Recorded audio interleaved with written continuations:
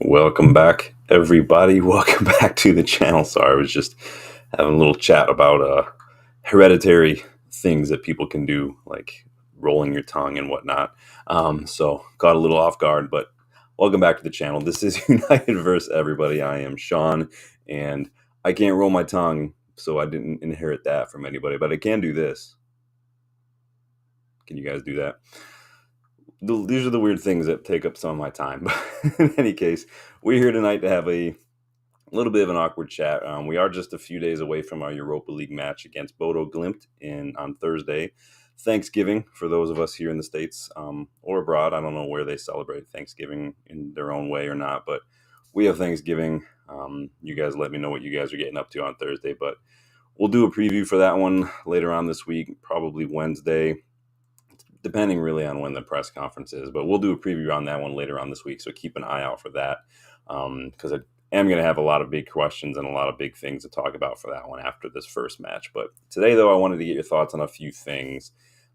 So Ruben Amorim's Manchester United tenure began with a somewhat frustrating draw against Ipswich on the road. I think a lot of us predicted a win. I think anybody in their right mind probably would have predicted a win. Did not go down that way. I mean, fair play to the Tractor Boys. They were the better side by far on the day. They looked like they had much more energy than us. But then again, most teams we play look like they have much more energy than us. So they really probably would have been disappointed to come away with just a point. Who knows? After a surprise win against Spurs before the international break and now a draw against United, Kieran McKenna might have potentially found the formula that keeps Ipswich out of the relegation zone. So it is what it is. Unfortunately for us, it wasn't the result we wanted for our new manager, right? It wasn't just what's written in the stars on the day, but some good came from it. Ruben Amorim got to see his system in action with the players that he has at his disposal. Some acquitted themselves quite well. Others struggled a little bit. It is what it is. Today, though, I'm more interested to hear your thoughts on what Ruben Amorim had to say after that performance. And I think that we saw from the formation straight away, but I think that we saw a lot of the bad habits from the same players. And I think that Amorim kind of hinted at that in a very nice way, but it's still there, right? It's one of the things I want to talk about today is a lot of what he had to say. The constant manager turnover, the impact on what it's had on our players over the years, and how that kind of plays into some of what we saw, maybe some of what Amorim had to say. But that's not the first thing I want to talk about. The first thing I want to talk about is Lisandro Martinez, because we need to have maybe a little bit of an awkward, difficult conversation right now about Lisandro Martinez. So let's rewind it back a little bit. Ten Hag's first season, he rolls up. There was a lot of speculation and a lot of doubt from the media when we signed Lisandro Martinez.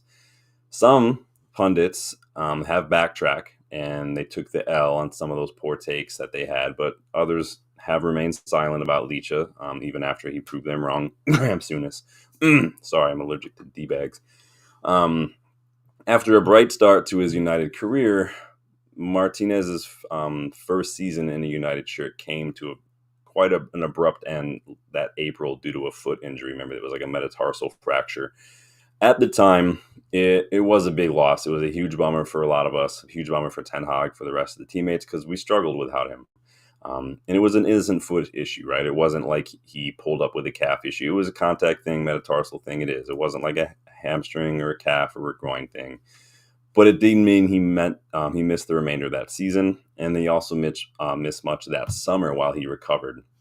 So the 23-24 season began, and we were all excited to have our butcher back. He began the season as expected, but it didn't take long to see that something wasn't quite right at the beginning of last season.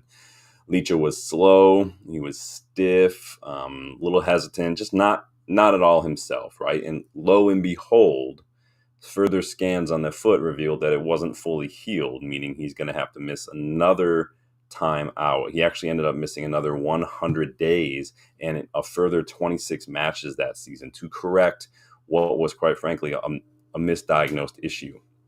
Again, huge frustration, but again, not his fault, right? Simply a continuation of what was really a freak injury. He missed first half of that season, then he was back in action February last year, only to suffer yet another freak contact injury when we were playing West Ham and Vladimir Sufal fell onto his leg and near the touchline. Remember that? He injured his knee, basically sprained his MCL. 2 more months out, 10 more matches gone. So far, just contact stuff, really, not like what we've seen from other players over the years.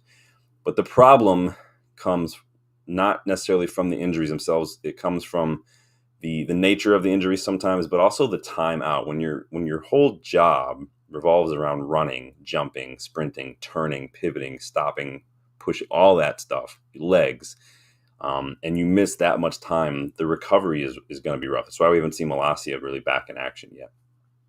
So the problem with missing so much football, even with those contact injuries, is again the time off makes you more prone to little like niggling issues when you do return, and this is exactly what happened to Licha when he came back.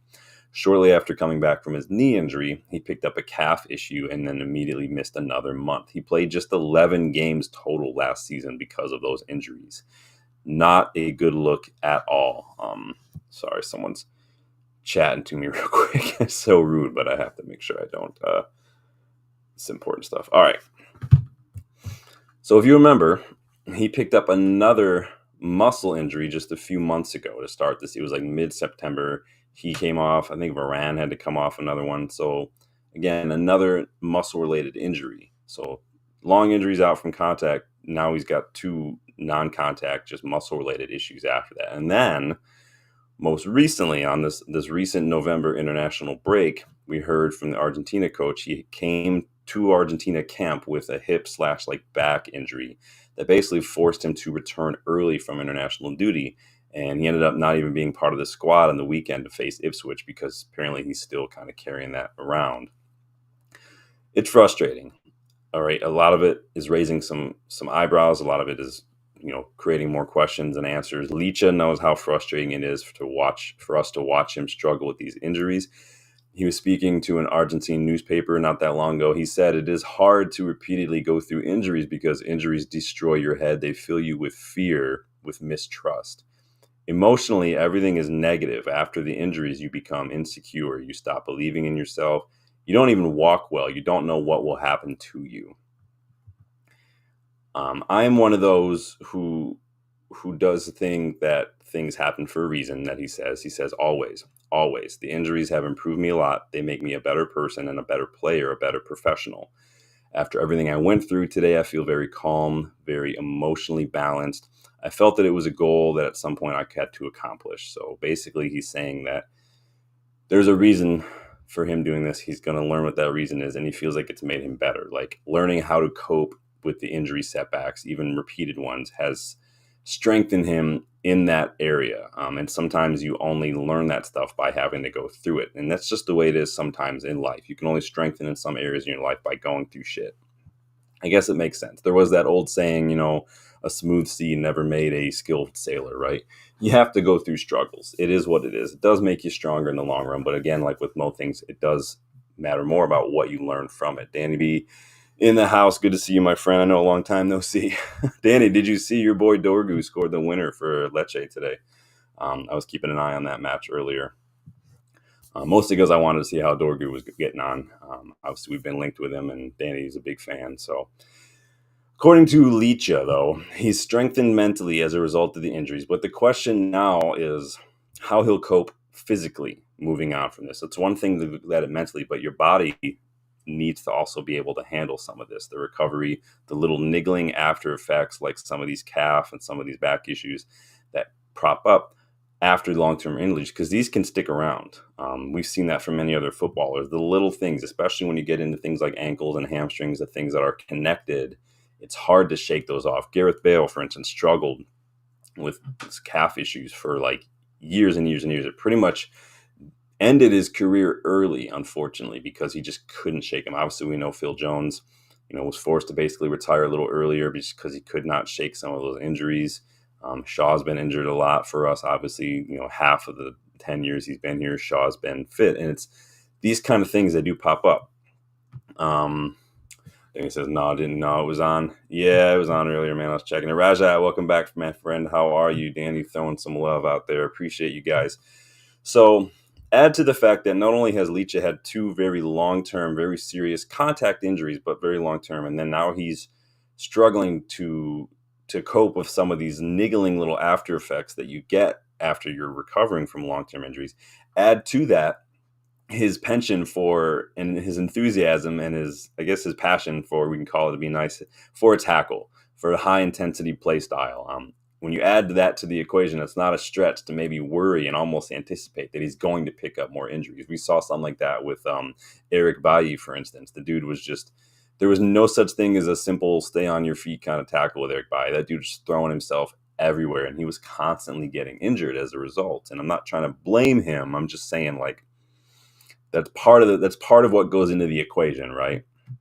Raja says, Leach not injured that much. He got very unlucky. Well, we're going to explore this. That's what we're here to talk about today. He did have some of those long-term contact injuries, like I said, and maybe the point is that he's not a naturally injury-prone player, but maybe the misfortune of having the nature of those early injuries and having such a long time out and seeing some of the after effects, maybe that has kind of turned him into a player who's unfortunately, as a result, going to pick up more injuries. That's what we're here to explore today, but I'm glad to hear your guys' thoughts too, because I'm just laying out the facts right now. I'm not trying to give opinions, I'm laying out facts, because when I look at how much time he's missed since he's joined United, it's not good.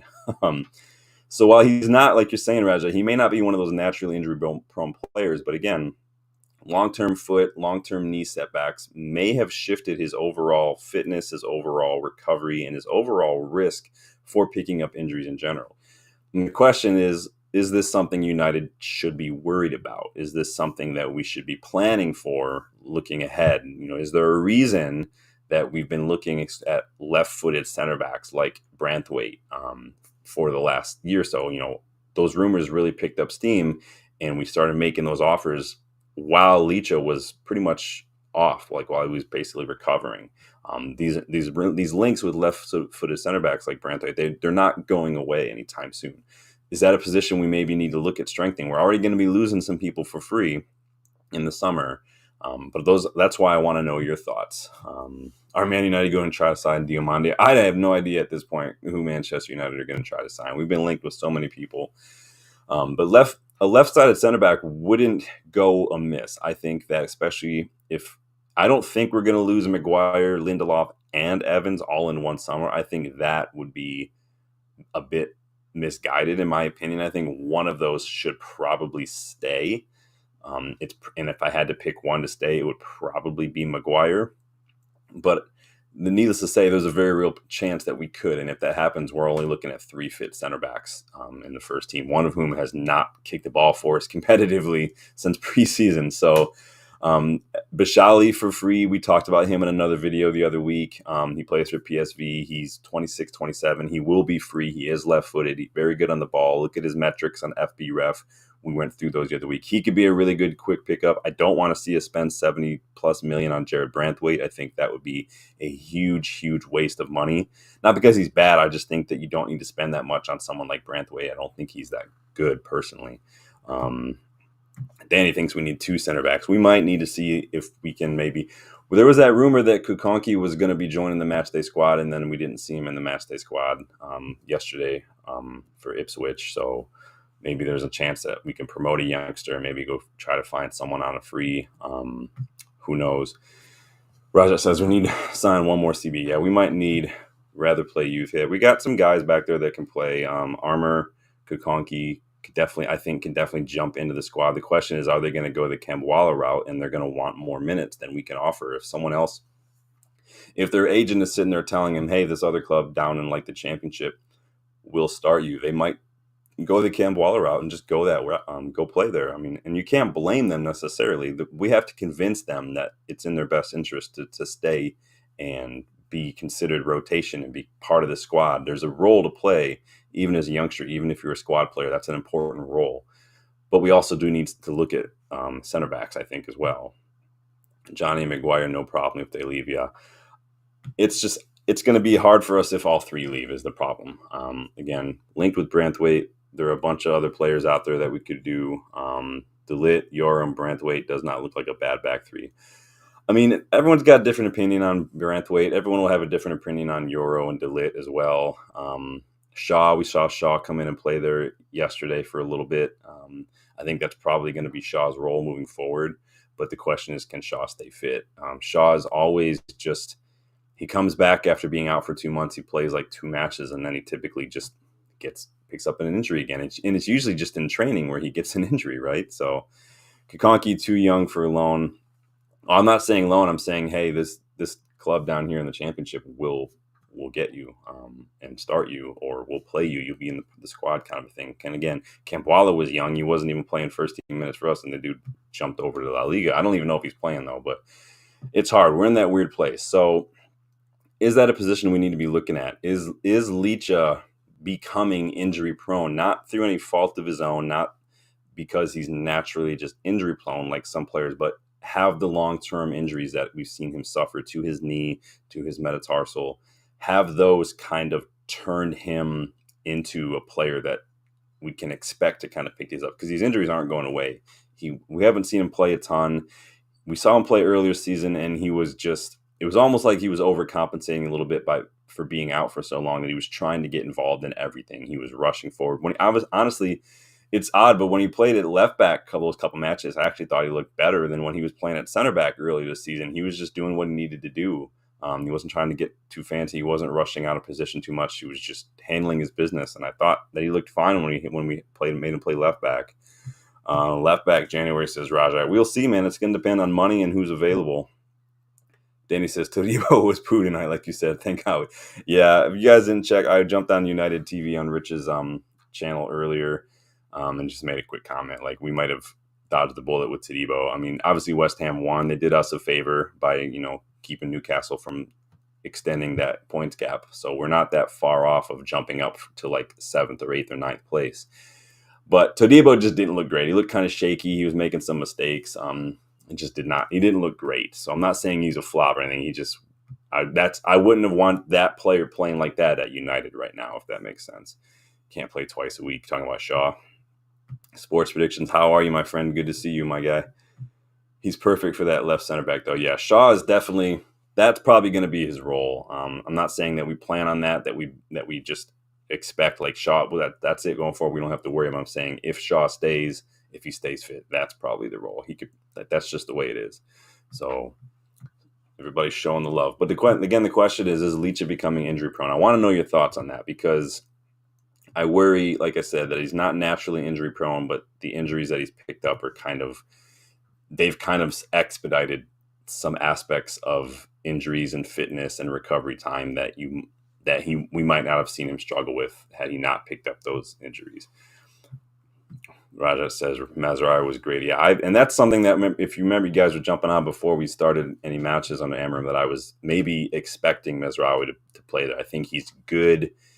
I think he's better at defending and kind of driving the ball out from his box and from his area than he is maybe in that final third, in that final phase. I see him more as that. I'm not saying he can't do it. Like, he's good on the ball, but I like him in that role. I think he's got the experience. He's got the footballing IQ. He's just a good technical quality player, and I really like that. And he's a leader. He just takes the initiative and does what needs to be done, which I respect.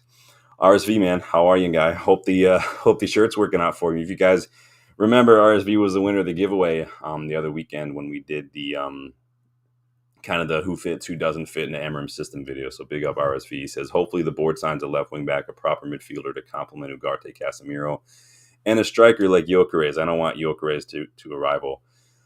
We did talk a little bit about Gyökeres last night. If you guys watched my match review, I posed the question, it's not down to my opinion, it's not simply down to a striker. I think you can put any striker in this system, and the lack of service, like especially against Ipswich, we could barely get the ball out of our own half to the midfield, let alone into the final third. And then when we did, the final ball was just not there because of just nobody was seeing it. It was just the one too many touches, nobody getting their head up. I don't think putting a world-class striker in the side is going to make a difference right now. And so we need to get the system working with the players we have, and then we can see really what needs to be fixed. But I do hear you. I would like a more experienced midfielder, like you're saying, RSV. Rajat, even with his heart problem, yeah, it's so crazy to me that all these Ajax players are having these heart issues. Sports predictions showing the love. RSV, I can't imagine how that left-hand side would cope against Saka at the Emirates in a few weeks. I mean, just hit him with a stick while he's sleeping, and that's the way to do it. Don't even let him get there, right? I'm not condoning that. That was a joke. Raja says, will Todibo go to Milan? Maybe Lyon, Juve. I mean, it seems like we might have dodged a bullet that he didn't come here because he's not looking like great. But you guys let me know your thoughts on Licha. Are you worried about him? Like, let me go do this real quick. I will show you what I'm looking at here. And then you guys can let me know what you think. Hold on. So this is what I'm looking at here when you look at Licha's injuries, basically since he's joined United. And this isn't even including this year, unfortunately. So there are a couple of them on here that you can't even see, which is, I already spoke about those a little bit, but you can see the guy has missed literally. Let me bring it up on my screen so I can see it a little easier.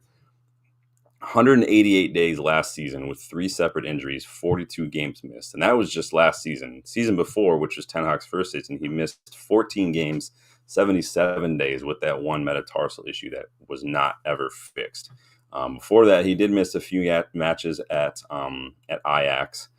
And then if you look at the nature of these injuries, I mean, obviously we know the metatarsal fracture, but I think that misdiagnosis, that initial misscan, the foot that wasn't healed, I think that to me is the big issue there. The fact that he was playing with a foot that wasn't fully healed, he had to go back and get another surgery on. I think that is probably the big issue for me, in my opinion, because I know that you're in a sport that honestly that you're all playing on your feet. It's called football.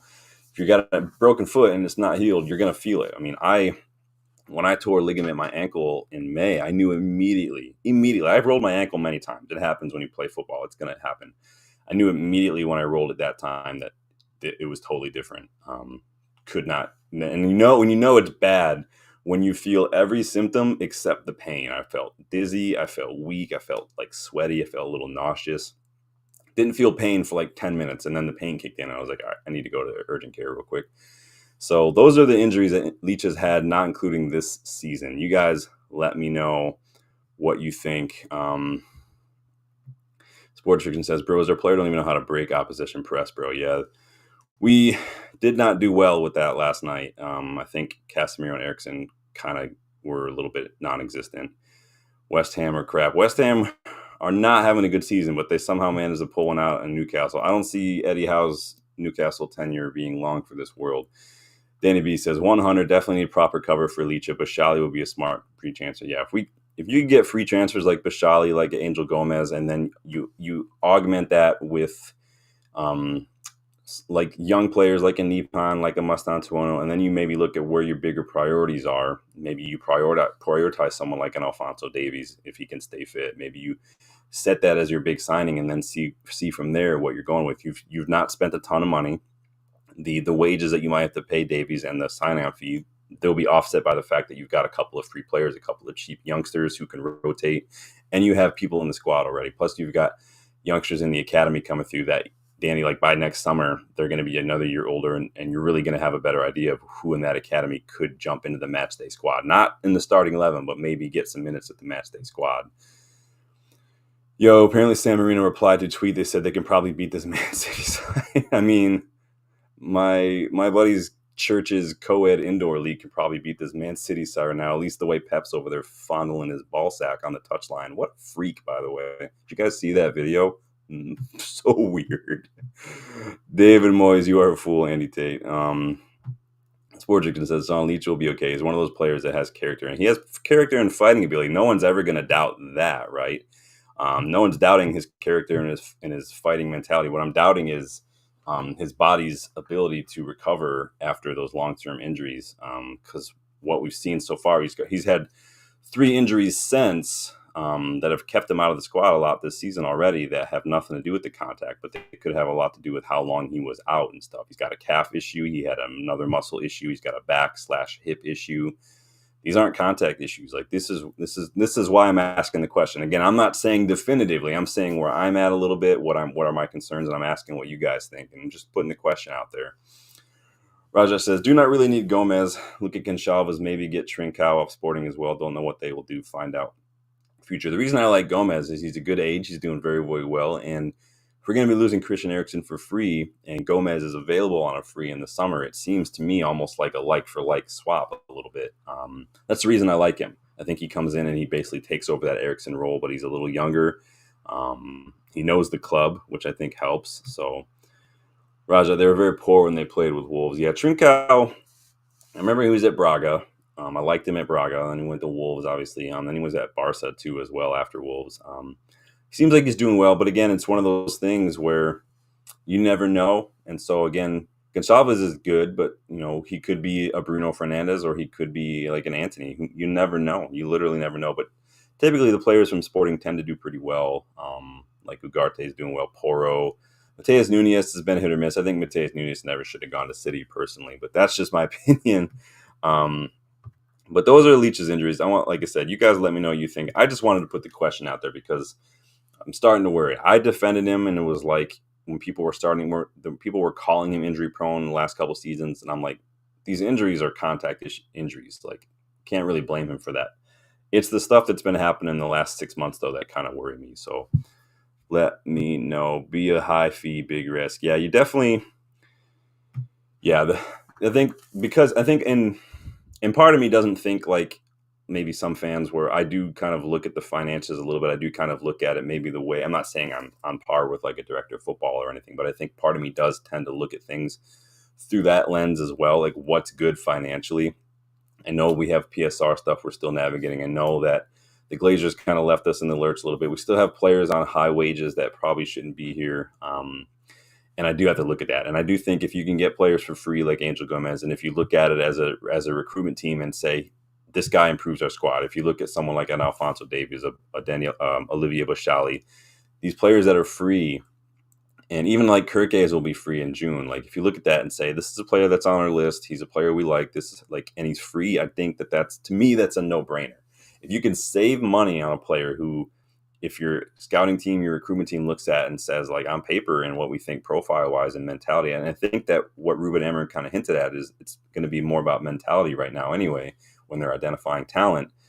I think to me that's a no-brainer. But you guys see what you think.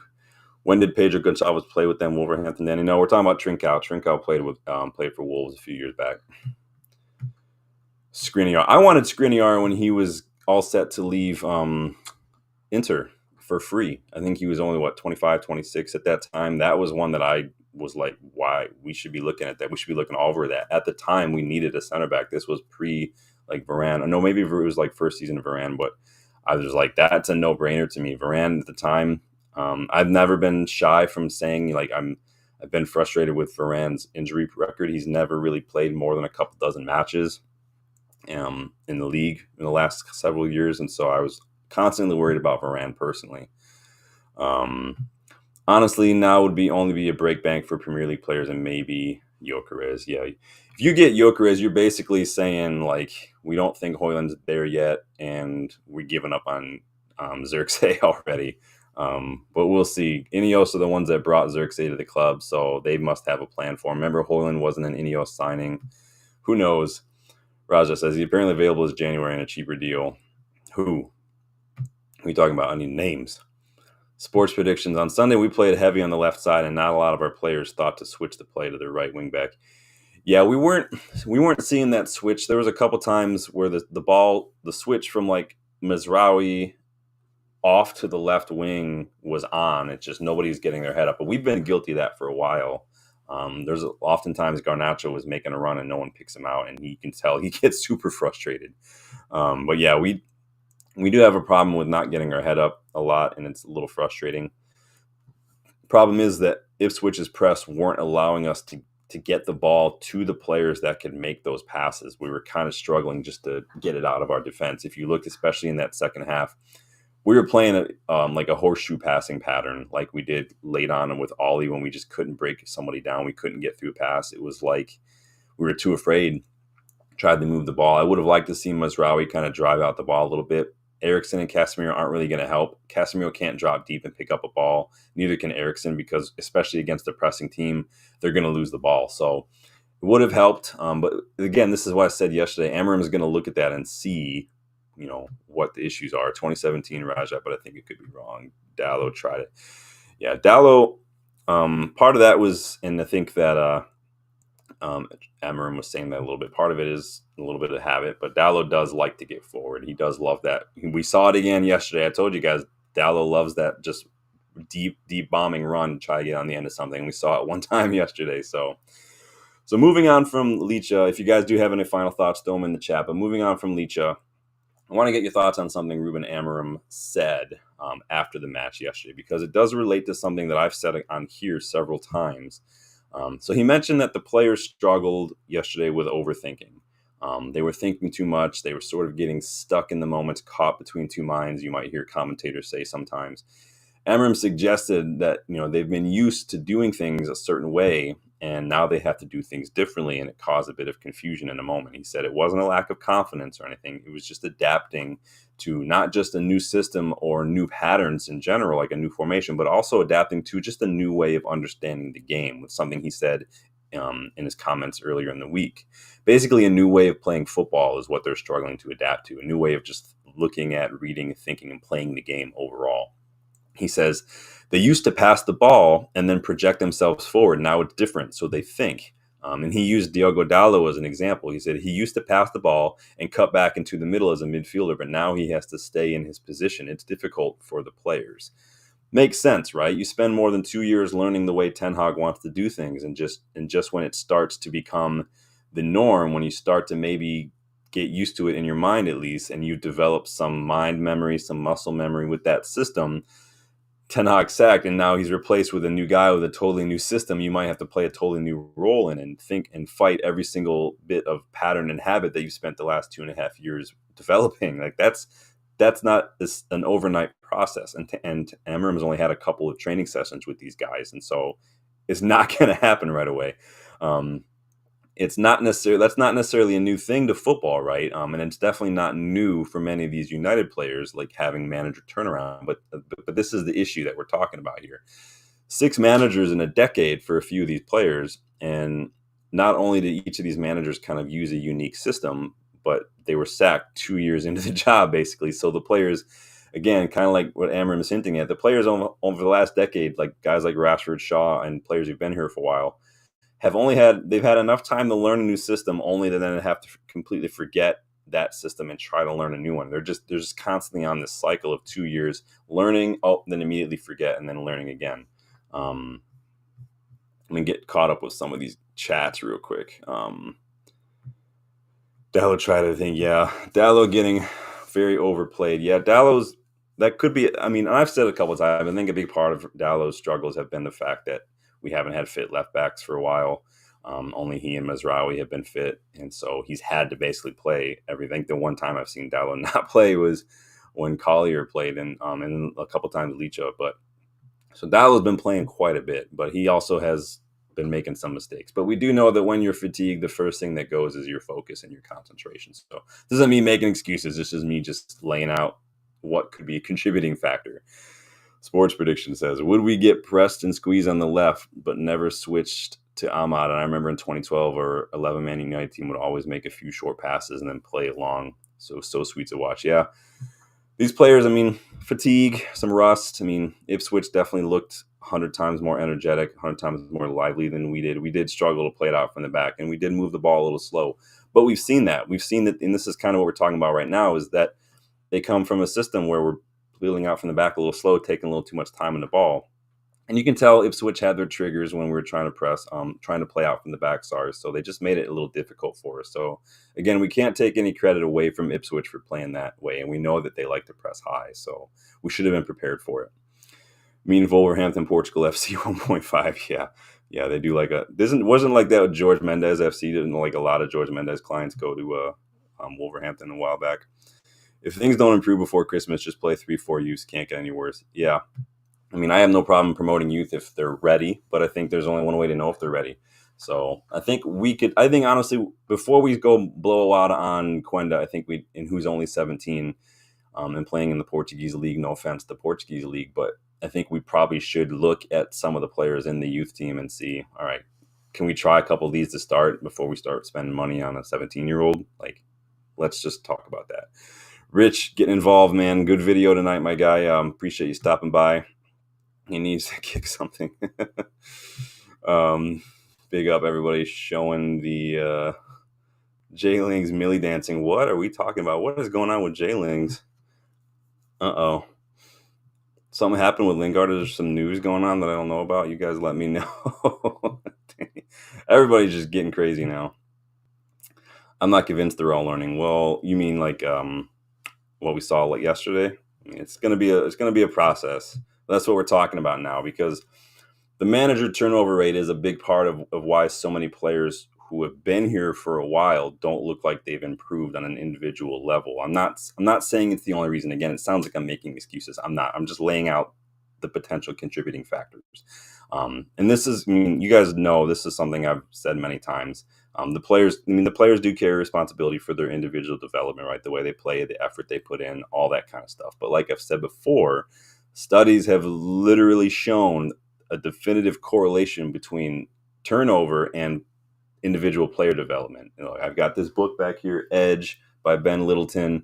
There's a whole chapter in there about that.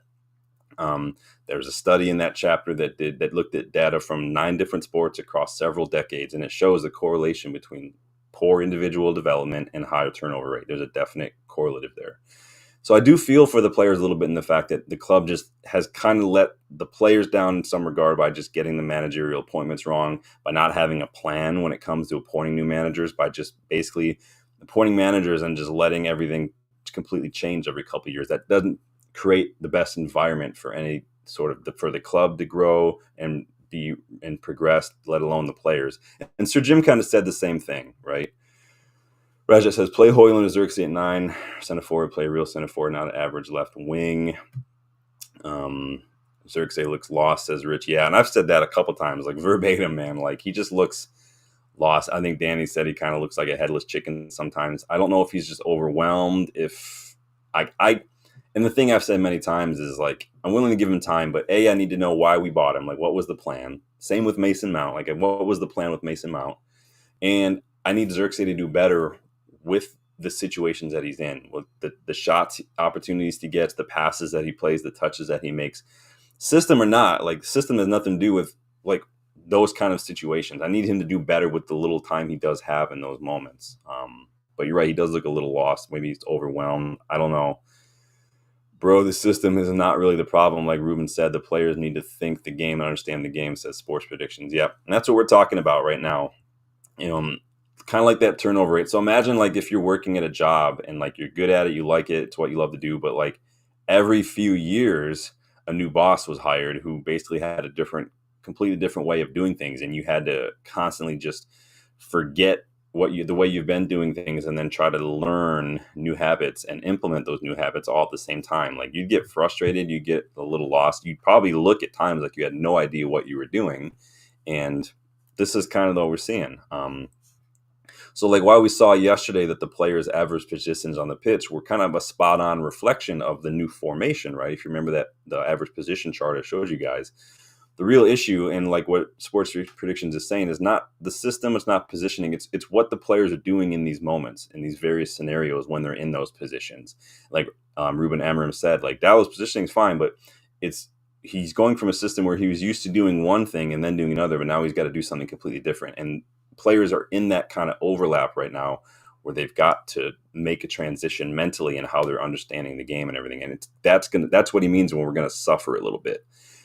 He said, sometimes you have more of the ball in the defense and the rest of the guys were too stuck because they were thinking where they should be. Again, they're trying to think. They're adding extra mental steps and literal physical steps because they're in the situation. Now they've got to remember, what does Amorim want us to do here now? It's not there yet. They're going to take some time. Danny says, they don't have mentality to do it on a big stage consistently, Rich. Some of these players definitely do not have the mentality. Raja says, if they don't make some players leave, not going to list names, but they obviously not Manchester United level. It's hard to get players out, especially when they're not playing well. We're going to have to take a loss on a lot of these players, and that's even if we can get other clubs to be interested. Some of these players are going to be probably loan with an option or an obligation to buy, kind of like Sancho and whatnot, because that might be the only way we're going to get rid of someone like Anthony, for instance. That's just the way it is. And if we do send him on loan, we're probably going to be paying part of his wages because he's on a lot of money a week. Danny B says, rather pay 10 for Nipan, low risk, possible high reward. Yeah, and Danny, if you've ever read Soccernomics, like that's basically what they tell you. Like in terms of, it's so much more worth it, financially, you know, club growth, whatever you want to call it, whatever metric, to invest a little bit in those young players, because if they don't work out, you're still going to recruit probably most of that fee, and even if you don't, you've not lost a lot. Than it is to go blow a bunch of money on someone like Casemiro, for instance. When we bought Varane, I don't know how much we bought Varane for. Kone, Obi, probably the most likely thing. Yeah, I think for me, I look, and this is why I like Nipan, like I've talked about with Danny, more than like a Masantuono. I'm not saying one's better than the other. I think for me, what clinches it is the first team experience that Nipan has at Rosenborg. And like when I look, and the reason I jump on Rich, like your channel so often, and just put Kone with an exclamation point, is because the guy's like, yes, it was in a Mali league, but he's played first team football. Like he's got more experience than some of the other players in the academy. And that's what I like. Experience. I do value experience no matter what level that is in terms of first team football, whether it's in Norway, Mali, whatever. I'm like, okay, you played first team football. Rosenborg are in like competitions, like good competitions. And so we played them in the summer, obviously. Obi Martin's doing it. I really like what I see from him. He could be really good for us in another couple of years. Raja says, how few people already coach out after one game? I'm not sure what that means. Sports Prediction says the players are too afraid of contact and always looking for a foul. Look at Hutchison. He just kept asking for the ball in tight spaces and uses agility to break the press. And this is why I said yesterday, too, that I kind of want Ahmad to play a little higher up at the pitch. I want Ahmad to, because we saw how frequently he was getting into the box when he got up there. Like he was doing a good job defensively in our half, but I want Ahmad higher up the pitch where he can do exactly that, where he can use his dribbling, his control in tight areas, his ability to pass and move, to ability to break through a couple of defenders, something Rashford's never really been able to do, to create space for himself and get it into the box. I want that, and I don't think we get as much from that from Ahmad if we're playing him wide in a wingback role. But I hear you, my guy. Raja says, why players not used to running that much? That's your job. Otherwise, do not play football. You sound like Roy Keane. It's his job. Yeah, our players have struggled with fitness for years. Jose Mourinho complained about it. Ollie complained about it. Ten Hag complained about it. Amorim has already complained about it. They just don't want to run. I don't get it. But you're right. Coach said the players are tending to overthink. Yeah, that's what we're talking about right now, man. So again, as Amorim's saying, the guys are stuck because they're, instead of just doing something, they get the ball in these new situations, and they're thinking what they need to be doing because we're switching to a new system. And I thought you could see it sometimes. I thought Evans struggled a little bit with that left center back role. Not quite, Evans has played like his whole life in a back two, basically. And to go from back three now, and he's got a wing back who's not really a full back. He's got to look for a little different option for playing the ball. Garnacho was a bit quiet. Didn't really see him getting as involved as I would have liked. And then when he did, it was just one of those inconsistent days from him. Just, the wrong ball, the second too late, trying to find Rashford later on, things like that. Casemiro and Eriksen were getting overrun, and those aren't the guys that I want, especially against a high-pressing team, like I said, trying to drop deep to pick up the ball and launch the attack. So we're going to need a little bit more dynamic midfielder, I think, when we look for a midfielder. We're going to look for someone who's got energy to burn, has got some experience, and who can do, like João Neves probably would have been a perfect pick for this system, honestly. He can drop deep to launch the play. He gets around the pitch. He wins tackles. He gets involved. Like that kind of player, like an Orkan Kokcu, for instance, someone like that, like a Ezekiel Palacios. We need someone like in that ilk. But it sounds like Ruben Amorim fully expected this. Remember, he was talking all week about the transition. But it does seem like he believes it's more important to implement the system right away, knowing that it's going to take some time. There's going to be growing pains. Clearly, he did say there are two options. Either we forget these new ideas and do what we're used to, and then next year we just have the same problem, or we start now, we take risks, and we suffer a little bit, and we will be better at the same stage next season. I mean, he's saying the things we all want to hear, right? Remember that phrase, style of play, was a huge thing last season. Many United fans basically saying, we don't care if we lose as long as we see a structure, we see an identity, we see a style of play. Where does everybody stand on that now? I'm going to jump back. You guys are getting so involved. I want to make sure I'm getting everybody's comments here. Evans even questioned pressing Hutchison because of him getting past Evans a few times in tight spaces. It's a hard thing to say. Ipswich players understood what they were there to do, but United players didn't. And I mean, McKenna's probably had a lot more time with these players. No offense, but not a lot of Ipswich players are going to be on international duty. A lot of them have already had time with McKenna. Obviously, Amorim had 2 training sessions. He was still waiting for some of these players to come back from international duty. Some of them didn't even play because they weren't quite ready yet. And so it is hard. But like you're saying, it is Ipswich. We should be doing better, and we just weren't. And a lot of that was on the players. It was a combination of a lot of things all going together at once. United says, Raja, they're just having to cover different areas of the pitch. Out of possession takes a bit to get used to. Yeah, and that's part of it, Rich. Like Amorim's saying, it's not just positioning. It's not even just forgetting and learning like old system and learning a new one. It's completely changing the way that they're understanding, reading, and playing the game on deeper levels right now. And that's what he's trying to set out to do. And I'm here for it. It's going to take time, though. And I think, again, it's one of those things where, remember we talked a little bit about Ten Hag, like his first season didn't have the players, so he didn't quite fully play this system.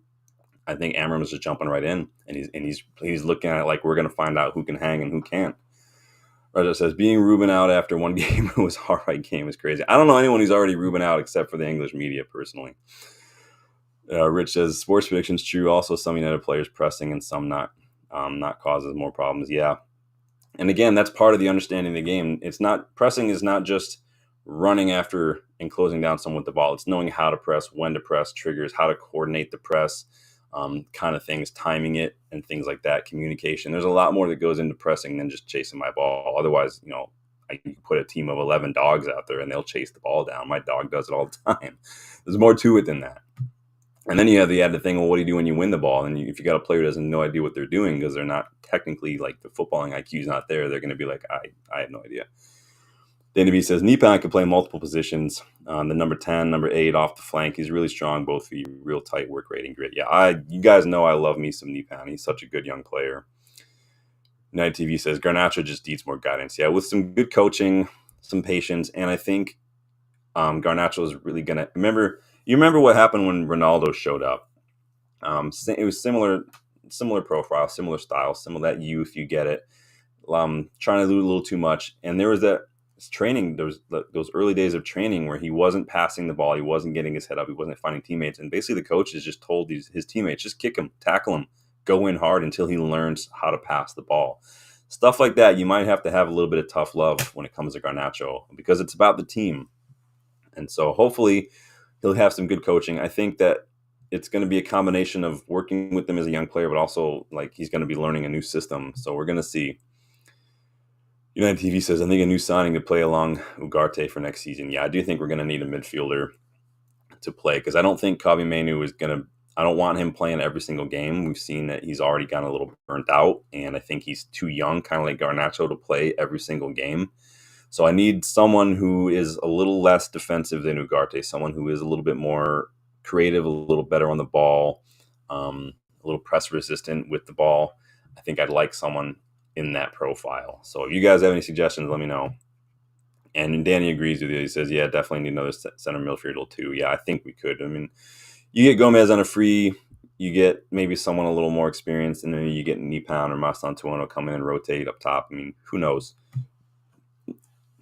Raja says, get Ederson off Serie A or get João Neves. Yeah, good luck getting João Neves now, man. That window's closed now, I think. Convincing them to move away from that overrated team PSG, only winning with oil money. I mean, I don't think they care where the money comes from as long as they're winning, personally.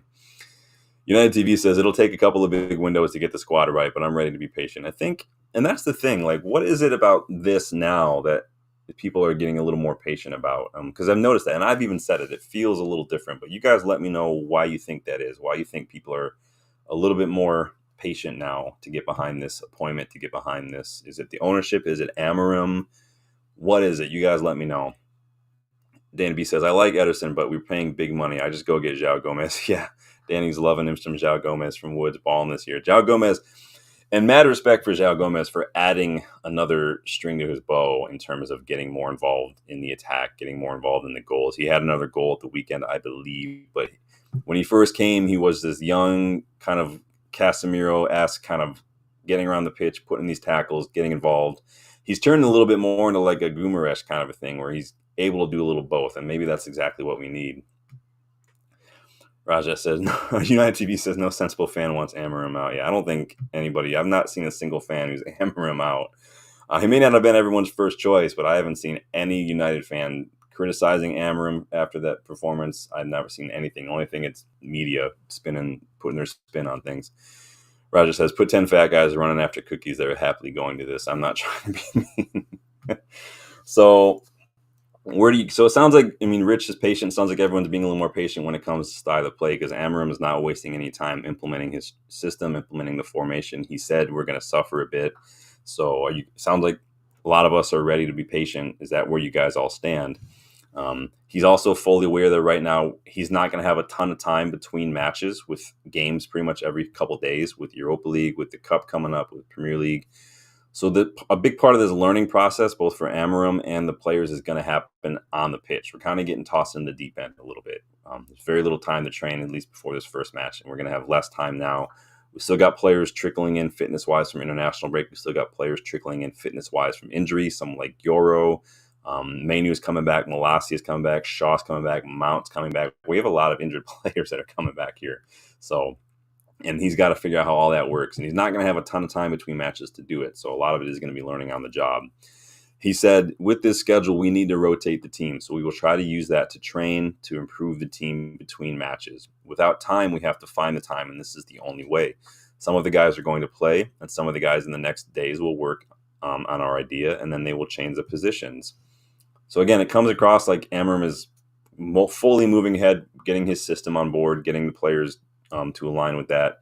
And the players are the ones you're going to have to kind of keep up, basically. But that's something we've been saying for months and months, years now. So it's going to be interesting to see what he does on Thursday. And again, we're going to come back and do that match preview because, like I said, I'm waiting to do a video on like what we think his best 11 is until after we see a couple matches. I don't want to jump the gun. It's easy to look at players now and say, oh, I think they'll be fine. But then after a couple matches, we're like, maybe not. So we'll do that one, not in the too distant future, but not right away. But I'm curious to see what the next starting 11 is going to look like now that he's got more players back, more players fit, and after he's seen some of these players play in one match. Will Luke Shaw get a start? We know Shaw got a couple minutes last time.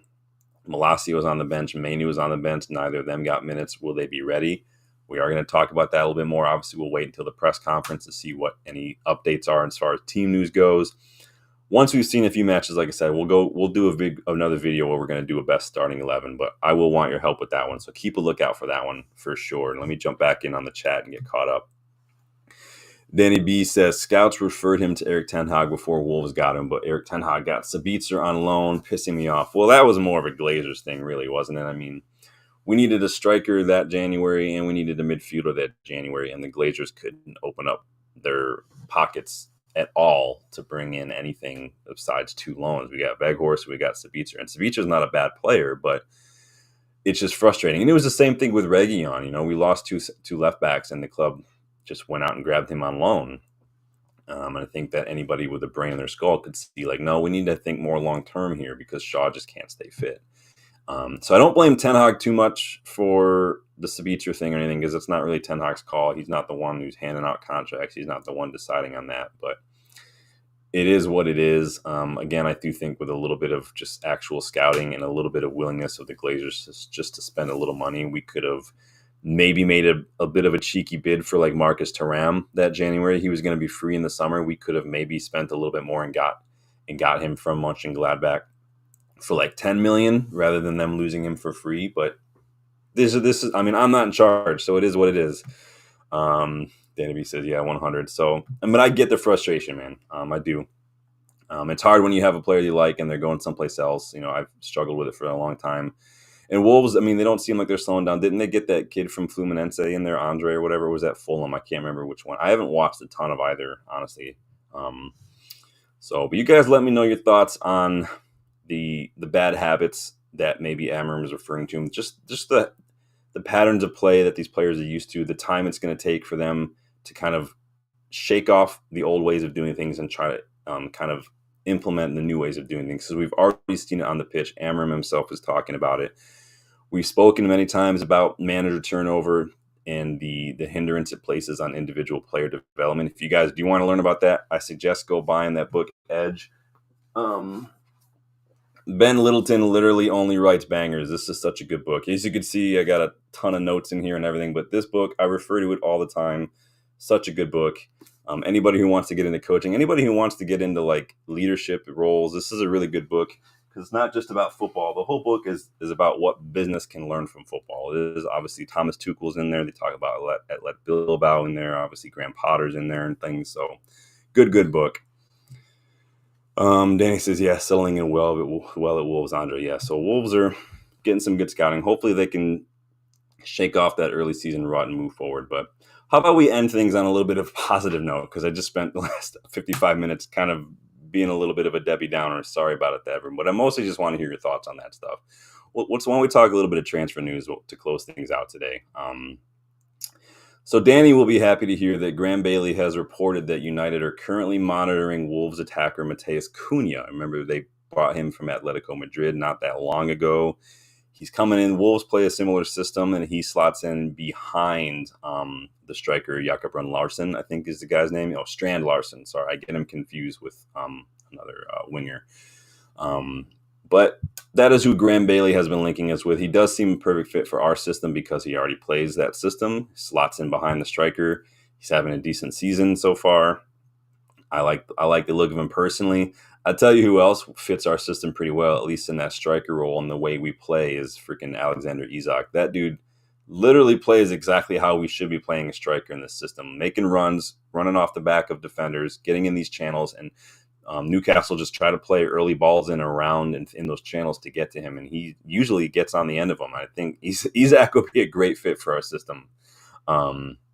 Another striker we've been linked with is Victor Boniface at Bayer Leverkusen. So this is coming from Florian Plettenberg. He claims that we are interested in Boniface. I think he's 23.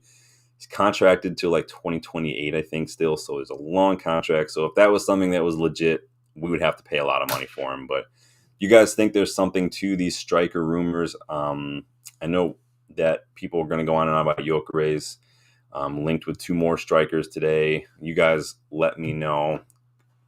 Danny B says Cunha was the main target start of the summer, but we cheaped out and got Xerxes. Yeah, I don't know. So maybe that was the plan with Xerxes, and part of that, Danny, makes me wonder if that was the plan all along. Is to look at Amorim, and because we looked at Xerxes, who kind of plays in that role behind the striker, technically, I guess, because he's definitely not a 9. And then if we look at Cunha or something, if we're linked with Nkunku, who again plays a similar role. Maybe that was the plan all along, was to look at players in that mold, that second striker, that false 9, that whatever that role you want to call it. Moving on, so Ebola are still pushing hard with this claim that United are prepared to offer £50 million for Giovanni Quenda, and that's £50 million plus bonuses apparently for Giovanni Quenda. Obviously, a lot of people have been talking about Quenda over the last week. 17-year-old winger. Plays for Sporting already. Looked really good against City in the Champions League the other week before the break. Obviously, the links are going to happen, which always happens. Apparently, that price is enough to compel Sporting to come to the table and start the negotiation process. But again, that just, to me, it just seems like a lot for a 17-year-old from a league that nobody rated for the longest time. A manager's former player who everybody slated Ten Hag for targeting, who may or may not even work out. I mean, we paid a lot of money for Anthony, who was older, coming from a league on a similar level, in my opinion, and that didn't work out. I'm not saying every player is going to flop. I'm just saying it's a big risk for a 17-year-old. If he was a little older, and we'd seen how he's already developing, I can see maybe spending a little bit more, because it is a position that we probably need to look at. But that's, to me, it's a big risk. I think that especially considering some of the 17, 18-year-olds we have in the academy right now who are doing really, really well this season, guys like Ennis, guys like Montato, I'm like, is Quenda better than a lot of those players? Will he be any better? I don't know. You guys let me know. Danny B says, what do you think on Quenda? We get Franco Mastantuono and Nipan for that with money left over. Yeah. I'm not ever a big fan of spending a ton of money on one player unless they are like the Eric Cantona, like cherry on top, like the final like luxury piece of the puzzle after you've been like putting together a good squad. Then you bring in a player like that when the opportunity is right to really just pushes you over the edge, gets you from like when you're challenging, when you're winning like the odd FA Cup every other year, gets you from winning like the FV, like the Europa League. Someone who will get you from like, okay, we've been finishing like second, third in the league. This player is gonna be the difference maker. That's when I'm like, all right, let's go spend 80 million on a player when we've already got a decent squad. But again, going back to what I said earlier, I look at like 80 million for a player and I'm like, with some good scouting, you could literally get 3 players for that easily who are very, very good, who improve us. Some of them might be free. Some of them, like you're saying, Nippon might be 10 million. And you can get like another player for like 40 million, 50 million on top of that. I think I look at that and I think with good scouting, good recruitment, good negotiating, we can make that money stretch a long way. And so I'd like to see us do more deals like that. I'm not saying you just only go like a Brighton route or a Dortmund route or something and you just get these unknown players and build from there. I'm not saying only do that, but I'm saying that there's value to doing that because there's a reason Brighton get these players and then sell them for a buttload of money is because they are good and we just don't tend to do really good scouting. But it is a new structure, so we will see. But we'll see. Do you guys like Quenda? Do you want us to spend that much money on him? Would you rather see us promote some youth between now and the end of the season and then maybe start reevaluating in the spring or maybe January? You guys let me know. On other transfer targets, again, I'm sure many United fans will be watching Champions League tomorrow. Sporting do play Arsenal, so a lot of you are going to be on Gyökeres watch to see how he does. And I'm sure that the tweets, he's going to break Twitter tomorrow, I'm sure. So I can only imagine the hype increasing exponentially further if he manages to score tomorrow and somehow Sporting beat Arsenal. And can you imagine the hype that's going to go on right now? If a player that our new manager has developed and got him like balling out, and we've already been linked with him, he scores against City in the Champions League to beat them 4-0, and then he scores against Arsenal to beat them in the Champions League the very next match. Like, United fans are going to lose their shit if that happens. Danny V's, I'd rather go get 2 above with money left over. Yeah. I think you can, if you have good scouting, good recruitment, you can make that money stretch.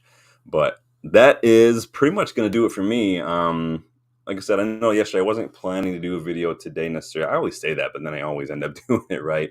It was mostly just to comment on some of the Licha stuff because as I was thinking yesterday, I was like, man, I got to look at some of these injuries again. And as I looked at them, I'm like, I wonder what other people might think. And then I just wanted to get your thoughts on what Amorim had to say, the process, the kind of overlap between Ten Hag's system and this new system, and some of what we saw yesterday, some of what you think we might continue to see, because it sounds like Amorim is fully expecting there to be a bit of growing pains. But the question is, are we here for it? And are the players? So Rich jumping in. Good stream. Thanks, man. Thanks for stopping by. Most of the time, man, it's just, aside from like match previews and like match reactions to transfer talk in the summer, it's just stuff like this that I'm reading about. And as I'm reading it, like I have more and more thoughts. And as I start to write them down, I'm like, man, I want to know what other people think about this. So somehow it turns into an hour-long stream. I don't know how that goes. That's mostly because of you guys, but I do appreciate that. Rich, I do appreciate you jumping on. I know it's late where you are, but keep an eye out for the preview of the Bodo Glimt match. That's Thursday. I'm not going to be here on Thursday unless my schedule works out where I can maybe do a watch along for that Europa League match. But I'll let you know ahead of time if that's the plan. You let me know if that's something you would even join me for, because I know for some of you here in the States, it is going to be Thanksgiving. So I don't want you to pull yourselves away from family just to hang out with me and watch that match. But you let me know, and I will revisit that question when we do our preview of Thursday's Europa League match. But thank you guys for joining me. Thank you, Danny. Thank you, Rich at United TV. Go check out United TV, by the way, if you get a chance. Good channel, good stream, lots of good thoughts and guests on there as well. And obviously, Rich does a great job. Thank you, Sports Predictions, Rajat, RSV. I saw you up there as well, my guy. Appreciate everybody stopping by tonight. Enjoy the rest of your evening. And again, if you weren't able to catch the live, leave a comment. I'll respond to all of them. Hit that like button for me if you haven't yet. I really do appreciate it. And subscribe if you are new. We are on the road to 2K subscribers. So with your help, we'll get there, and we're going to do another fun giveaway. Remember, this is the new shirt for the latest giveaway when we reach 2K. This is the 21-22 home. It is a large. It is brand new, but that will go out when we hit 2K. I want to help you guys out. So Danny is off to Japan. Nice, man. Oh, the wife's off to Japan. Okay, cool, man. Yeah. Well, I'll be here Thursday then if my schedule works out, but I will let you know either way what that looks like. But until then, you guys take care, enjoy your night, and I will see you on the next one. Later.